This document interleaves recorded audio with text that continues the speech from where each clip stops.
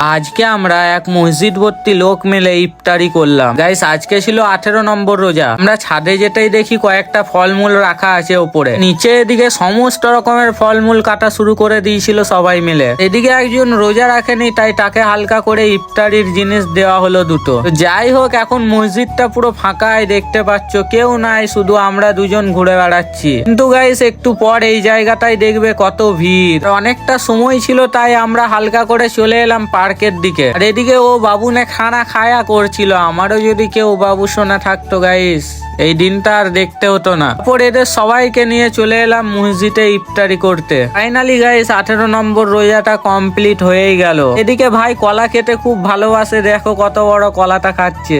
আজকে সবাই মিলে ইফতারি করতে কত সুন্দরই না লাগছে। এক মসজিদ ভর্তি লোক, সবার সঙ্গে আনন্দ করে ইফতারিটা করা হলো। সে তোমাদেরও ওইদিকে কি এইভাবে ইফতারি করানো হয়েছে? কোথায় কোথায় হয়েছে অবশ্যই কমেন্টে জানিও। দেখতে দেখতে তো 18টা রোজা হয়েই গেল। তোমাদের রোজা কেমন কাটছে অবশ্যই কমেন্টে জানিও। আর দেখা হবে 19 নম্বর রোজায়। ততক্ষণ বাই।